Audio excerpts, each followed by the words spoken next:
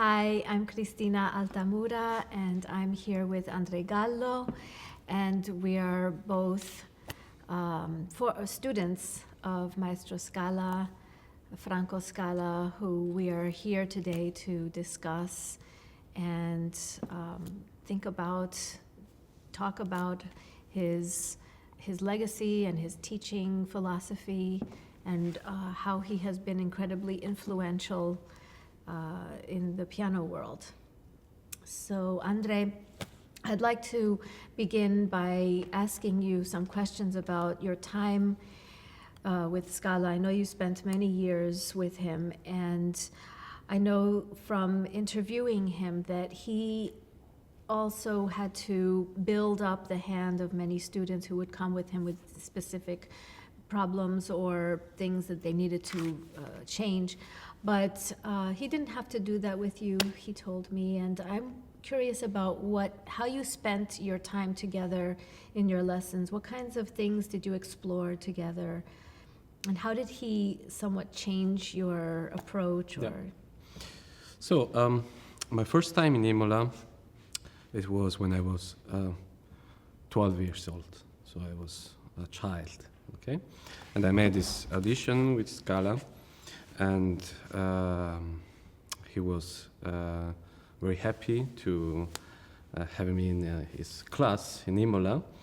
But suddenly, in the first meeting, he said that for me it was very important to have some years, sometimes without no concert, no competition. You know, I come from South Italy where I did few competition. Of course, I did some concerts, and I think you told me you were doing many concerts and many competitions. At that age. Yeah, you know, when you are 9, 10 years old. It seems that even today, this is what child they need to do. Of course, I've changed completely my idea, but this was I did. Okay, I had also this past. So I'm telling you this because after many years, I recognize the greatest gift that Scala's gave to me, and this gift is the time. I had the right time to become what I want to become. My life in Imola, I was 13 years old when I have my house in Imola with my friends. My parents are still in Calabria in the South Italy. So I was completely inside the academy, but also outside the academy, because our meeting was not only inside the academy, but I'm telling that he was a kind of second father to me. And his lessons were very, very different, as you said, pupils by pupils. And for example, I had many friends of mine that were also students by Scala, and even if we were 14, 15, we can recognize that the way how he approached us, it was quite different. So, you know, what I really remember of that age is that we spent really a lot of time together, and I had this time to improve everything in my skills, of course, my piano skills, and of course about the music knowledge, all these things. But you know, it was not something, let's say, a kind of plan. Okay, it was just a way to spend time together and to study together. One of my first memories about it, that it says, okay, maybe for next time you can read this piece, but I want to hear next lesson, this the same that I do with my students now, very slow, but with fast brain. So the way to say that the piece must to be very slow. You want to hear not in tempo, but slow, but with all your ideas inside already. And this was something. It was a news for me, you know, and unusual. It was, very unusual. You know, But of course, when I was 10, 11 years old, everything was so fast. Okay, you can learn this piece in 2 weeks. Okay, Right. let's have this Let's challenge. see how fast you learn. And with him, it was quite the contrary. So after many, many years, I recognized that he understood something very important for me. That's, of course, still now, I hope. I had many, many doubts in my mind, in my souls, in my heart. So, of course, I was a child, you know. Yeah. But there were only a solution to destroy these doubts and to grow up. So just I need the time. You just needed time. So, and this was very important gift. I think he did the same thing with me, but I misinterpreted it. Sometimes I felt like Yeah. he wasn't giving me enough time. Mhm. And I think he really wanted me to work on my Yeah. own Yeah. and start being more responsible for my own ideas, because I think that I was so used to being given everything and told Yeah. what to do, and that was the right thing for me at that time. It was a Yeah. little bit painful and scary too, Yeah. but he understood that I needed that, and it's really it's fascinating that all of his students, they grew up with him. His relationship changes as you're growing. He doesn't, I think he doesn't have one idea of you and then stays with that forever. Yeah. He evolves as you're evolving. So Yeah. it's like something that you're building together. And I think it's a thrill for him. I think he loves that process of really constructing something together. Like Yeah, you're a of course. partnership. It's really important to him, actually. Yeah. And Yeah, let's say that even now, with him, you are always under observation. yeah, Always. Yeah. So even when you're just studying, you know, he was in his office, the Yeah, director of office, right. and you were studying in the other room. Yeah. And after a few hours, you Yeah. okay, salve maestro Scala, buongiorno, and he said few words, Yeah. and you understand that he was listening to Listening. you. And this is Yeah. something that, oh my God, okay, what I did, Yeah, like right, this. right. And yeah, let's say that also with him, he was not interested in normal piano lessons. Right. So always there were something more. And of course, one of the most important step for me was to change even my behavior. Maybe already you know me, and in that time I had some bad behavior with myself, with with my Like self-destructive yes, kind of like behavior? yeah. Let's say that I was, of course, not happy about my playing, about the response of the piano. Every time the piano has thousands of conflict with him. No, why this piano is doing so bad? It was not the piano; it was me. And also, this was going to create a wrong personality, a wrong way to live with the music, no, everyday Right. life. Right. And let's say that what it was important also, this my relation with Scala, that I think that he recognized immediately this problem. And with the right time, with the right approach, it was not only a piano teacher approach, what was also a human Right. approach. Right.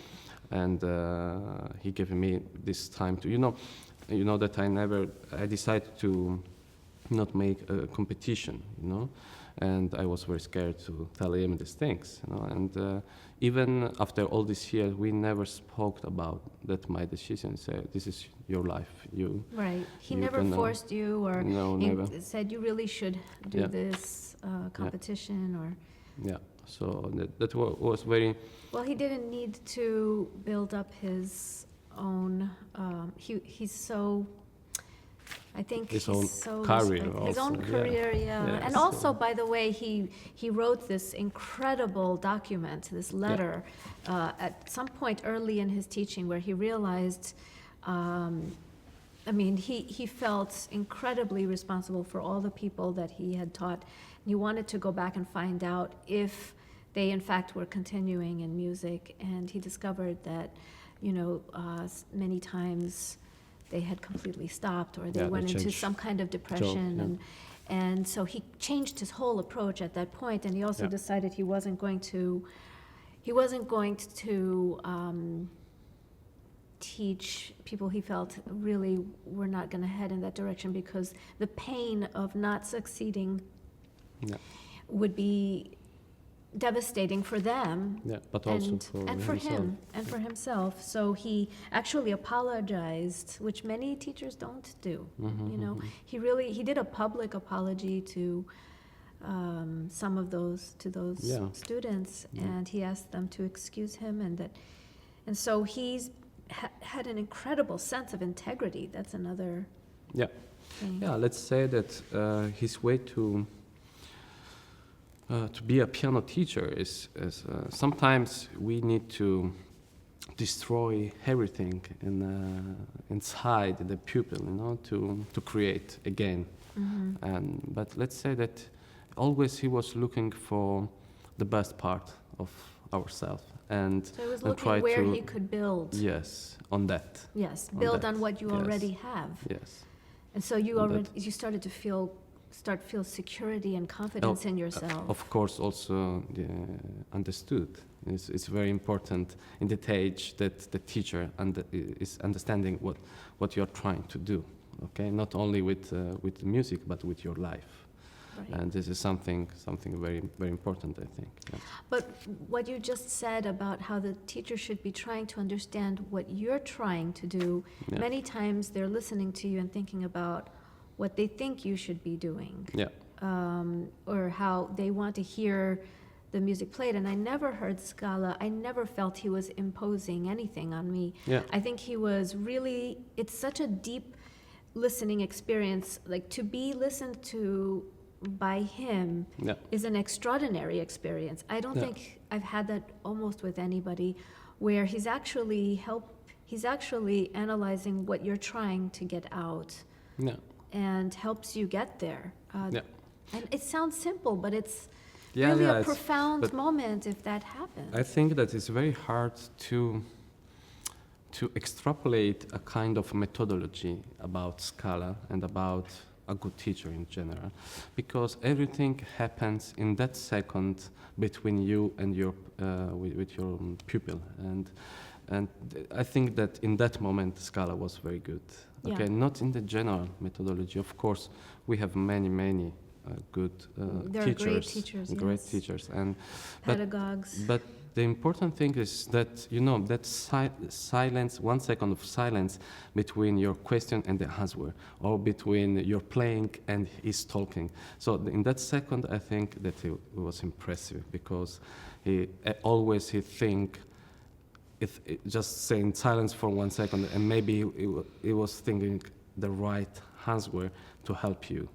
And that takes tremendous discipline. He must have imposed upon himself such discipline to not talk too much. I think that today I can talk about many things about, of course, piano techniques or piano methodology, or about music. All these things, of course, come from Scala, but what I remember is not very long conversation about how to use the wrist, how to use the body memory, how to use the tension between the notes or in the music, how to look the sentence in music. I don't remember long conversation, but I just remember some pills. And that is something that you go home and pills? Pills. Like a little... Yeah, a little word. For example, I really remember the first time that he spoke with me about the body memory and about the wrist, before the wrist, because of course, as always, when we are child, and I was very, very full of tension, in this part of the body. And I remember that the first sentence was, but maybe the body can follow where the hand goes. And I said, what does that mean? So the body follow where the hand goes. And the second sentence, yeah, but what the wrist can do. And there's, okay, but the finger here, what the wrist can do. Stop. So this sentence in my mind, day after day was, Yeah. what it does, what Isn't does it mean? like a kind of psychologist that if you go to therapy and a really good psychologist might just say one sentence at the end, And you do everything. and then you spend the rest of Yes, the week I think this is I'm still, after years, I can hear Yeah. his voice in my head saying things to me while I'm practicing the Chopin etudes, which is something that he really spent a lot of time with Yeah. me on. Yeah, So this is- so it's really not long conversations, but like phrases Yeah. or short ideas that he would inject in Yeah, your yeah. brain, and he knew if you had the intelligence to, or if you were ready Yeah, for that yeah, of course. information. Yeah, of course. And I think also because, you can talk about all these things, but even if you use your wrist, there are thousands of ways to use it. But Right. so it's of course a piano teacher has to, at the start, no, like me, I was 12, 13, has to just focus in the problem, okay? And it's not saying, okay, but you are terrible, you are doing a very bad job with this part, with your heart, and you will destroy yourself. No, it was just what the wrist can do. And this, when you really want to understand what a good teacher, a great Yeah. teacher is telling to Yeah. you and is not talking anymore, you have to think. So, and I can remember thousands of these things, even about interpretation, of course. Every time with him, it was a kind of, or I played something, and they say, yeah, good, or can you have another idea, for example? So he never says to you, maybe these things, or look at this. Let's search for another idea, or maybe But you believe in as you this. said, all of this takes time, Yeah. and this is something that it's almost impossible today in the way things are structured Yeah. today. Everything is 1 hour lesson. You have to stop on the dot because you Yeah. need to go to your next student, and parents want to get their children to something else. But the approach in Imola, and I think is something that he insisted, he changed his whole life to be Yeah. able to do this process, is to take time and space and give a lot of space and time. I mean, this is also a big central theme of the book, Yeah. and something that we really need. We're lacking today in our society, don't you Yeah. think? Yeah, but I think, Christina, that of course we can stay hours and hours to talk about this thing, but if someone is too much inside the mind of this society today, he will not understand these things. Okay, they are talking about a teacher in Italy who's just take your time, blah blah blah. Okay, so many like a Buddha sentence: take your time, you recognize yourself. Of course, the problem is not what Scala was doing. The problem is which kind of goals you are going to reach. And I think that in his personal history with Scala, something that there was a kind of wall that is stopped to reach his own goals with the pupils. So, and this is something that as piano teacher we have to remember. So when a pupil is playing, and as you said before, okay, you are just thinking what he's not doing, not what he's doing. No, he has to play in this way, not in this other way. It's because you have, of course, goals for him, and you have. In 2 years, he needs to do this improvement, and he needs to control these skills perfectly, and he needs to go to this competition. And I have to present him to a good society, concert society. All these things are goals for him, but also for yourself. Right. So I think that this is what very important, what I feel from the first moment with him. When I arrived there, all the great pianists that we know today, and all the pupils that made him a good teacher, they were already away. No, Yeah. So I think that it was also very important for him to recognize that he was in peace with himself. So, and he was really trying to help you, and he wanted to be surprised as you by the results. Okay. You wanted to be as surprised As you would be. Yes. With the results. Yes. Yeah. So this is something that I felt from the first moment with him. Yeah.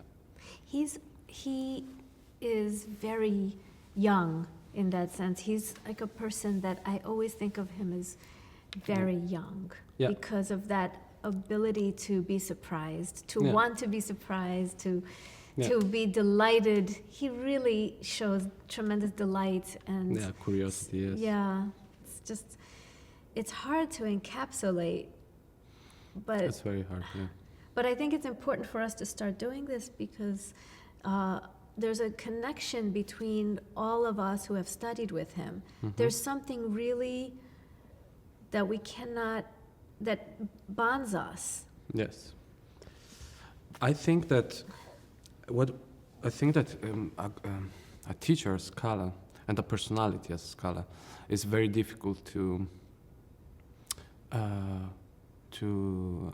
have a kind of few words, few sentences about him, it is impossible. and especially about his behavior and teaching, and piano teaching. But I can tell you what I see. This is my ideas. What I see in common between us, between different ages of pupils, different and, generations of different pupils. generations. Yeah. Yes, and it seems that, of course, because there is Scala, but of course the music is our first, let's say, our first goals, no, and.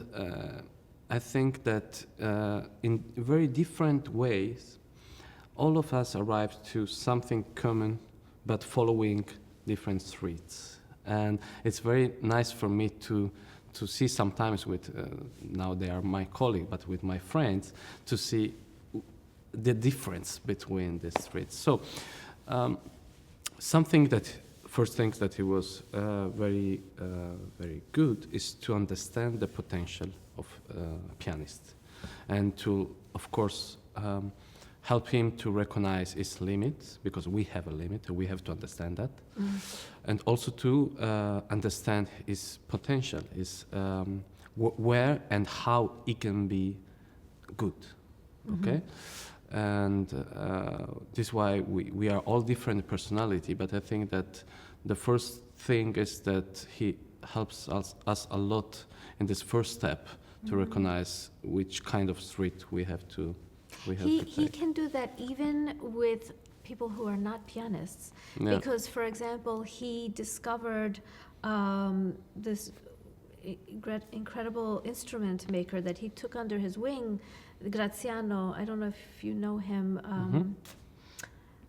He told me about Graziano, that he was just repairing some old furniture or some antique furniture for him, and he saw that this man had an incredible relationship with the wood and understood so much, had this instinct.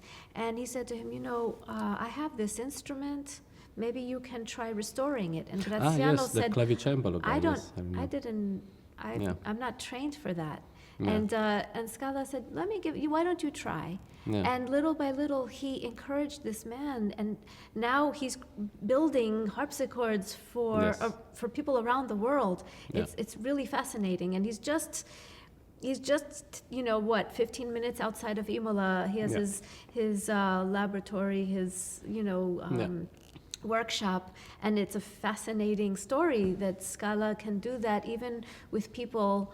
And I'm sure that there have been people who came to study with him that he even guided them to other parts of their lives that maybe they would even without hurting them, but just giving them an idea about what they're good at. Yes, but let's say that I think that the most important words, if we are talking about him, is the word freedom, because it was very important in and I think in our relation with him, but with the academy and with our studies in general, that when you are in Imola, it was so easy to play for a lot and a different kind of pianists and teachers.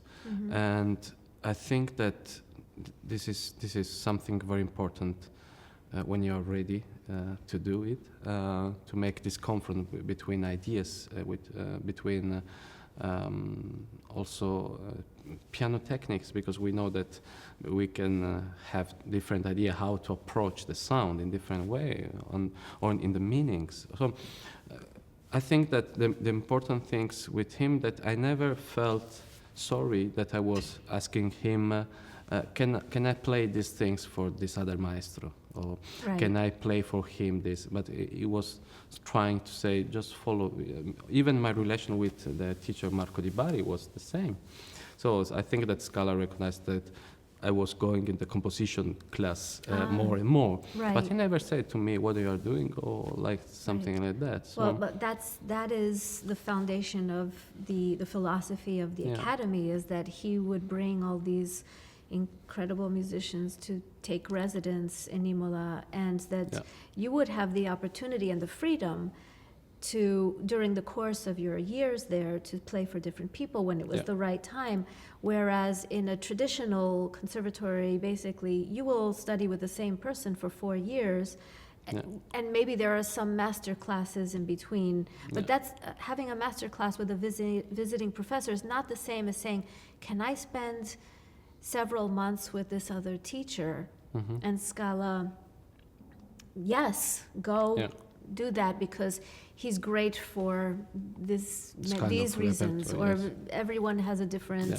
kind of strength and specialty. Yeah. But I think he grew as a teacher, he told me, because the beginnings of the academy were Start in in his his studio. in his studio, in his Yeah. living room, where he had to invite people like Demus or Paul Badura Skoda, and they gave master classes to his Yeah. students.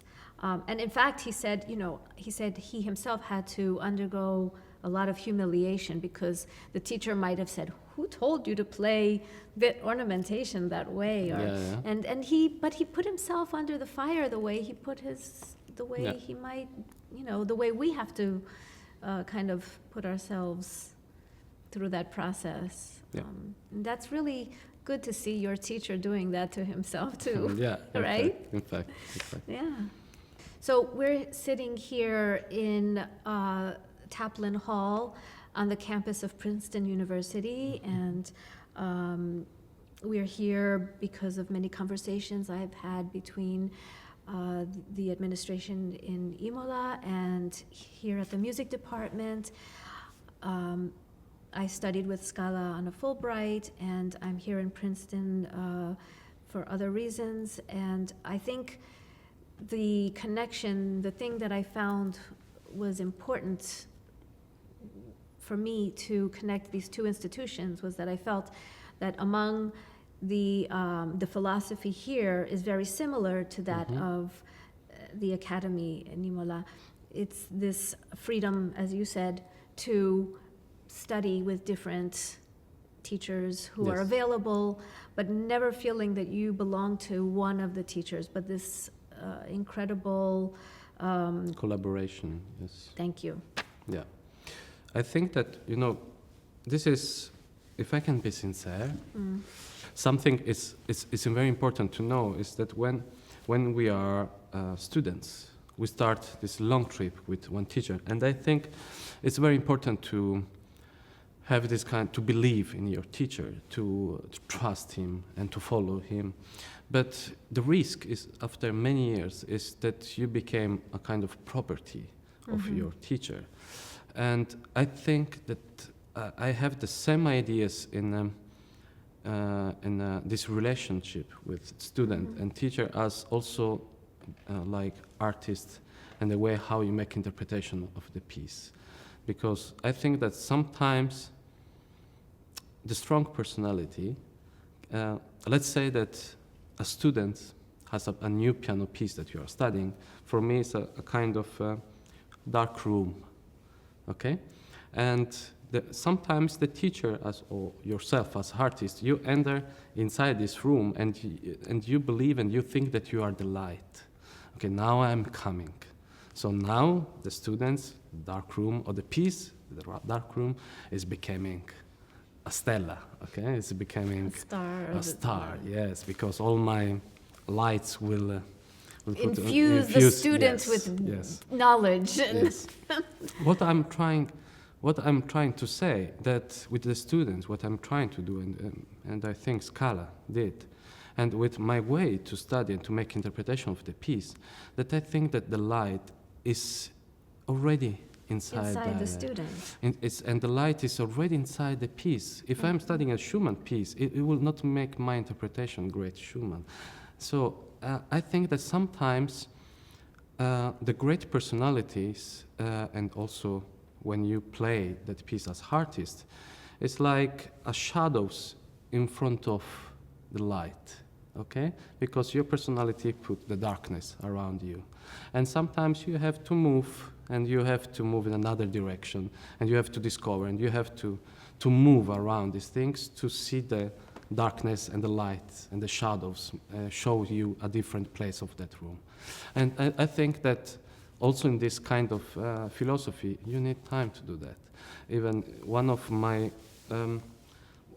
I think that one of my concept about studying with myself, you know, as artist, not as piano teacher, and it becomes from this philosophy that I really find in Scala Academy, is that I can, of course, I need to use my knowledge. I need to use my memories, because I really think that the interpretation is a kind of conflict of memories, okay? And I really need to use also all my skills. I need to use everything, but never enter in a new room already knowing what is inside that room, okay? So for me, and when my relation with Scala, the piano technique, the discovery of music, the style, the different styles, the mind of the composer, all this was a kind of a sincere path, a sincere walking, and a kind of discovery day after day. It was not, you know, blah, blah, blah, you can read about Schumann, or, you know, you can use these skills, but why here, you know, make the sound like that? No, it was my private discovery. And still now, when I study, I'm searching for that surprise when I think about a sound, that maybe I can use that kind of sound, or maybe I saw something on the scores, or I understand something bigger that I was not. But it was a showing. process that you did with Scala first, where you and he embarked on that process together. Yes. Until you were basically able to recreate that process for yourself. Yes. But I love how you use the word sincere, because it allows for space for you to, you know, be silly or ridiculous, and to find almost the way to something actually quite deep or profound and exciting. And I really think, before I said the conflict of the memories, I really think that as artist, you need to use all different kind of memories to be a sincere artist. Of course, we have many huge historical memories. We cannot forget that. You cannot study Schumann without knowing, not even read a book. Of course, we cannot talk with him, but there is other ways to talk with him. Yes. Okay, to listen to him. Right. And of course, there is around him, there are, of course, centuries and centuries of historical memories. After there is other kind of memories, there is a grammatical memories. The music is language, okay? And of course, the composer they are like poeti, okay? They're poets. Poets, and of course, the words as the sounds, as the common object in music, interval, harmonies, and rhythm, they have a DNA. So you have to know this memory. Otherwise, you can make a terrible misunderstanding that you are reading the words house and you're reading funeral. This cannot happen in our language. No. But I think that happens many, many times in the musician life if you don't use that kind of memory. And after there is your private memory. I know that word is meaning house. I know what is mean house in history. I know what is mean the language house. I know how to use the word house, but I cannot decide what house meaning to me. Okay? So in this way, you have your private memory, you have your collective memory, and you have your historical memory. An artist who can use and focus on just one of these is not a good artist. So what I learned from Scala, that he says that, of course, he can help me in this trip, and also, of course, not only one teacher can create all these memories. So different teacher has to create different meetings, incontri. That's what the name Encounters. Yes. And that's why the academy is called Encounters with the Masters, right? Yes. That's the tag name and Of the academy, so- yes. So I really think that what we really need to, as his pupils, to recognize and to be very happy, is that when you are following all this in your when you grow with this philosophy and with the right time, you became a sincere artist.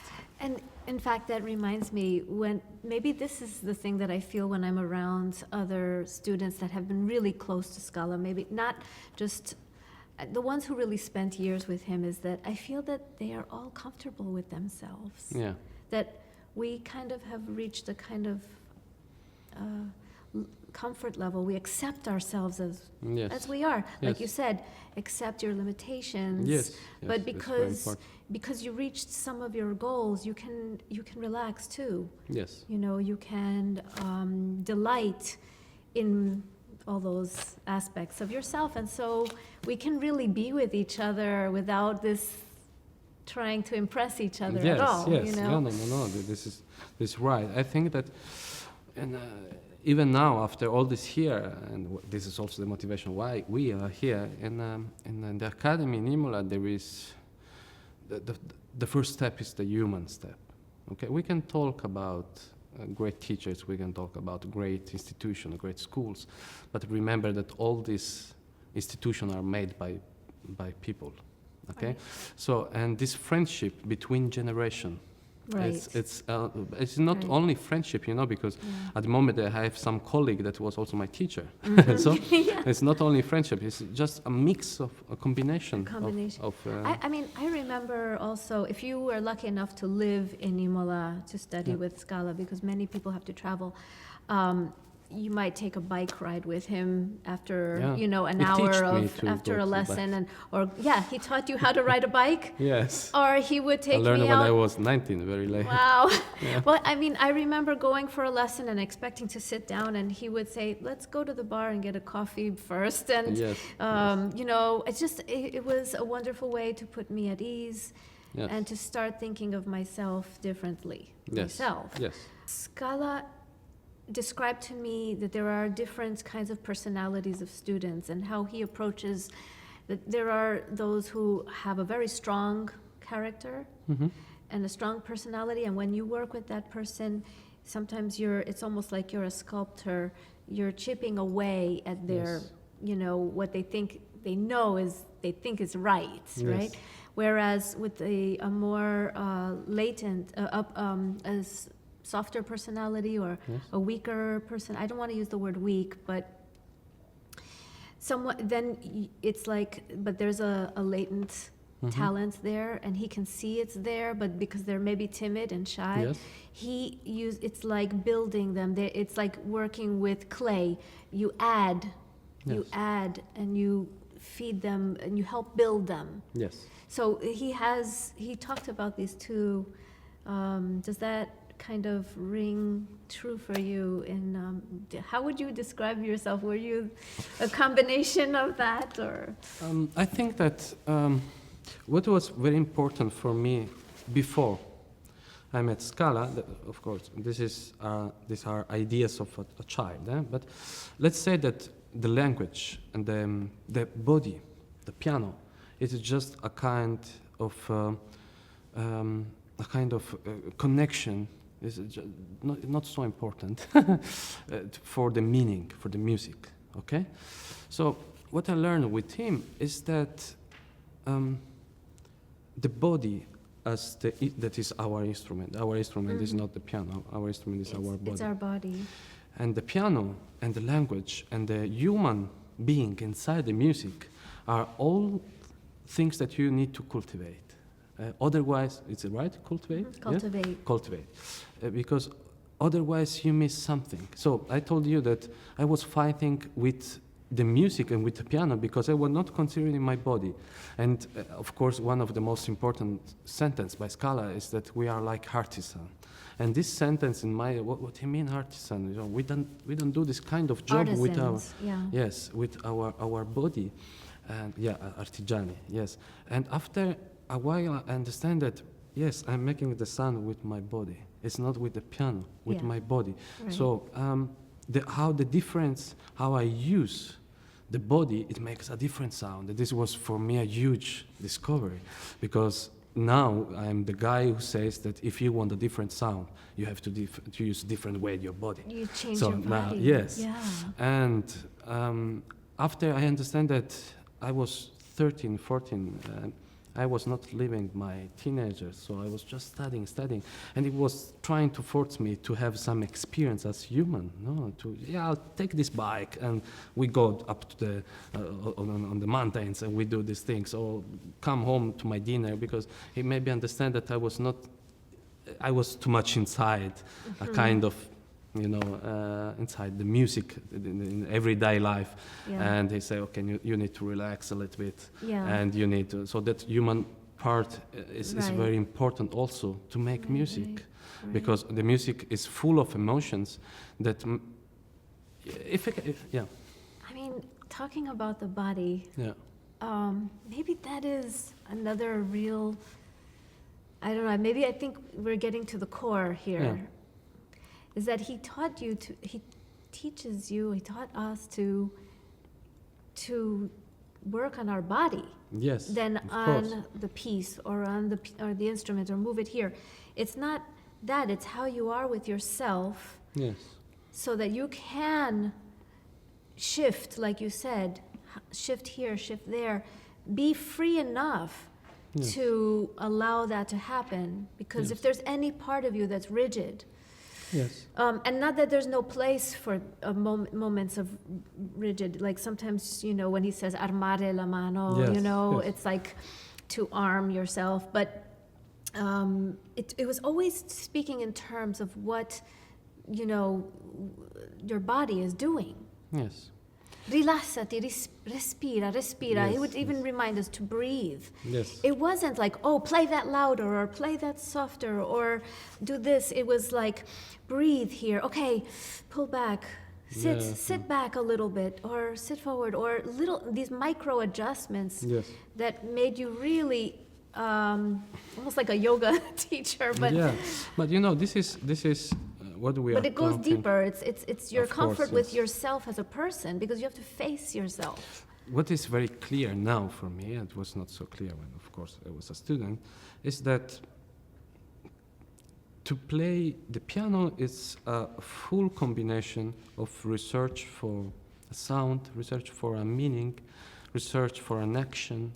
They're all different parts to make an action, And sometimes when you're a student, you don't know which kind of action you are doing. You maybe are not so clear idea what the meaning of the inside the music. You have not the clear idea of what the language is saying, so which sound I need. You have not a clear idea of the sound, you have not a clear idea of that. All these things put yourself, of course, in not a good relationship with your body. It's like you are just taking a chair without knowing that you are taking a chair. So you are using in the wrong way your energy. When we are child, of course, we have a huge combination of how you say equilibrio. Equilibrium. of course, of the tension inside. When we are child, we took the glass, we took too many energy on that, too much energy, and of course, we have no good coordination with all these movements to put the glass like that. So when you are a child, we use two hands for just a plastic paper. We use two because this seems very big. So I think that the first step that a good teacher needs to do, and what Scala was very good, is to recognize that you are not having an idea what you're doing. So search for the idea. Search for the idea. First things. You are not taking care of the language, what it's doing. You are not taking care of the technical object. What is this? Octaves, these are terze, seste. Third, sixth. Yes, what are all these things? What is the technical and how object? the composer is using that. And how the composer is for using which it. meaning, for which goals is using that. After, you are not create all this combination for the sound. Are you listening yourself, or you're just playing and you follow yourself inside but not outside? And after, how you use your energy. So sometimes, even now, even my students now, they call me the yoga teacher because studia lento, Study very slowly, slow, very think slow, with calm, all this very thing. slow. But of course, the first step is to try to eliminate a great percent of this tension that you don't need. And wasted energy. Yeah, waste of create energy. An efficient. So, yes. So, of course, the piano techniques, but in general, to make connection is a combination between a lot of kind of coordination of our body. So the tension in the relaxing is the same things. Yes. So if I'm singing on the piano, we know how much it's hard to singing, no? Yeah. And I'm doing a line, and I reset the energy, notes after notes, even inside myself, but I think the sound will not sing. Yeah. So I need, with the energy, I need to follow that Yeah. sing. In the same way, if I'm trying to push something in the wrong way, I'm using too much energy. Right. So you can make wrong decision for relaxing or make tension Yeah. in both direction. You know, you are too much relaxing when you are singing, Right. or you are much tension when you are playing very soft things. So I think that this is Scala's ways to look at the body and the musician as an artisan, because we have, our job is to make all inside the sound. And it's very hard. Yeah, like to find. just before I was recording the Frescobaldi toccata, and I wanted a sound that is not going to imitate another instrument or try to create that. I wanted to create my world, my sound, and I don't know. As I was playing, I just remembered. Just to drop just the weight of my fingers was getting me the sound that I wanted. Yeah. Just to let them fall themselves and not add any extra, and I was achieving that, and that is a work of artisanship.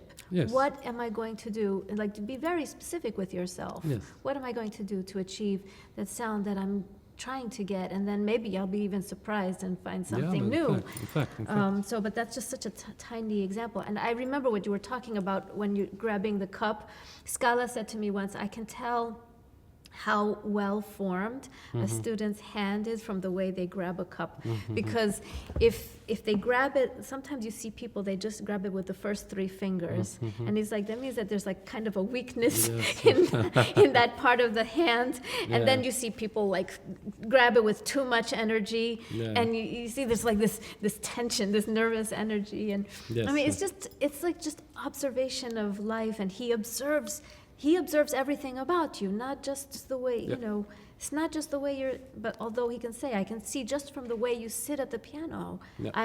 He's arrived at this point at his age now. I mean, that he can see the way you're sitting at the piano, what you're going to sound like. I remember being at a summer program with Scala. Often he would take his students, like a small group, to like a little mountain house with lots of pianos and different places in Italy. And I remember Mariangela Vaccatello, she was very young, and she was practicing, and she was playing the same thing over and over again. And Scala, at one point, he just walks over to her and is like, but don't you hear that you just played it 5 times, and every 5 times you did it the wrong, you made the same mistake every time.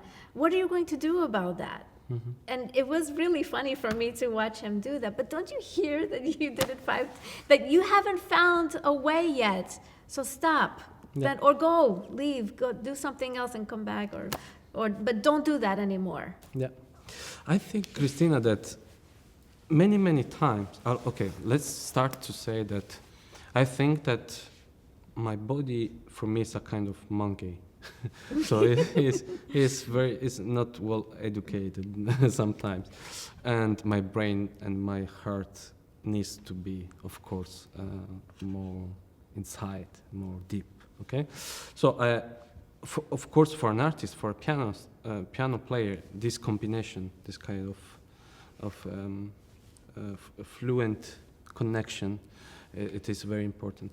But let's say that sometimes when we study, we are searching the solution. We are making research, the solution inside our hand.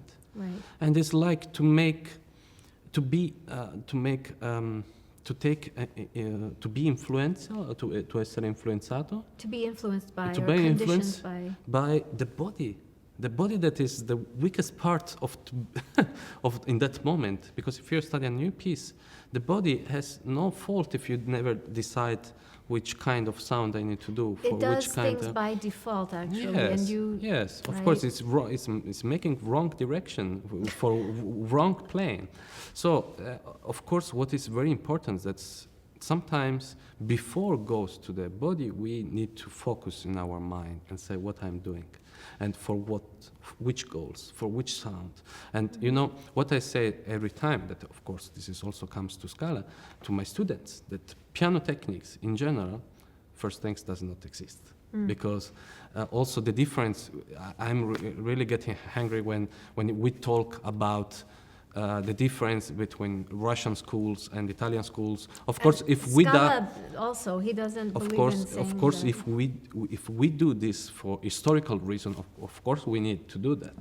But today, with all this connection that we have, and of course with my experience in Imola Piano Academy, I say to my pupils, the piano techniques. If I say you want one thing, and also the opposite one is right.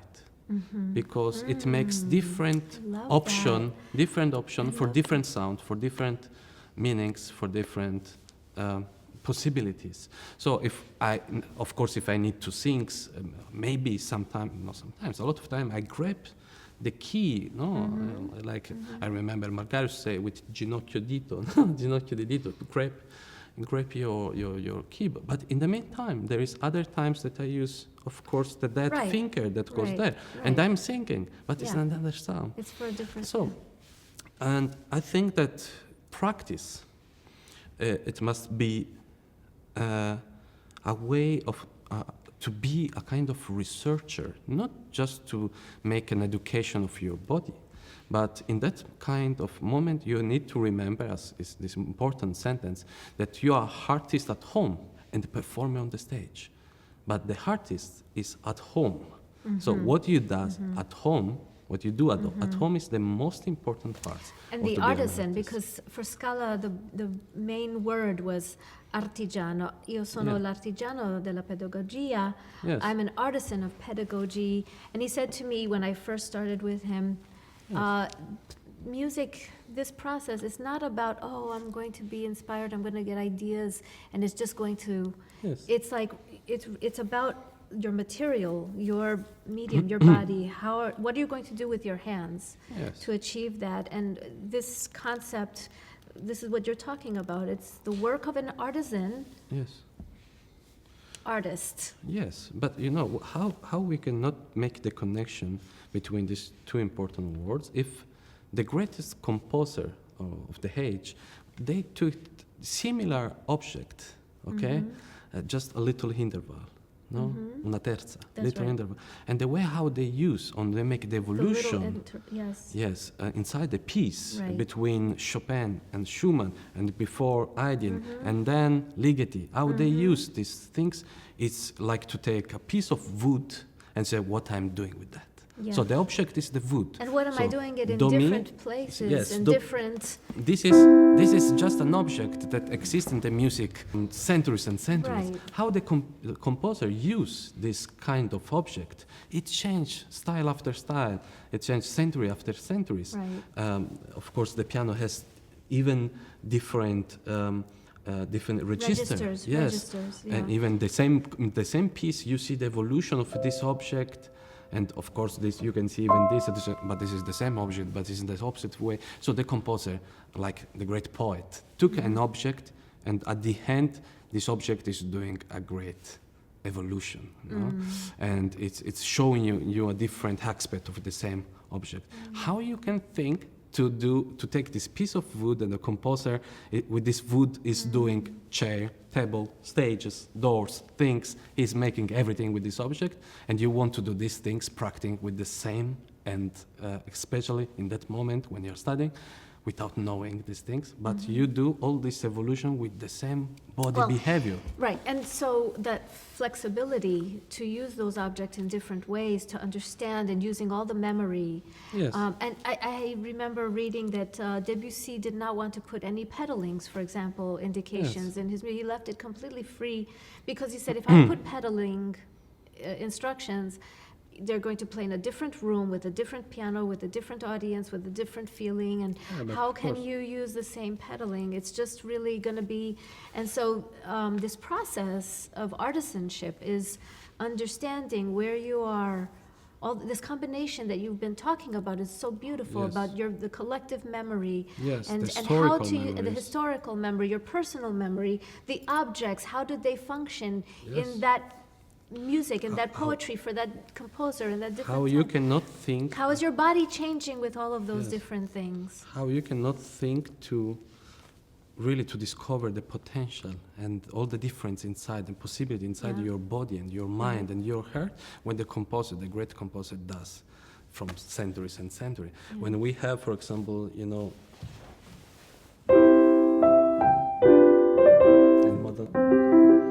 with a simple basso albertino. And what Beethoven, this is one of the most important examples that Marco Di Bari gives to me when I was very young. And you have this, and after a few years, Beethoven does.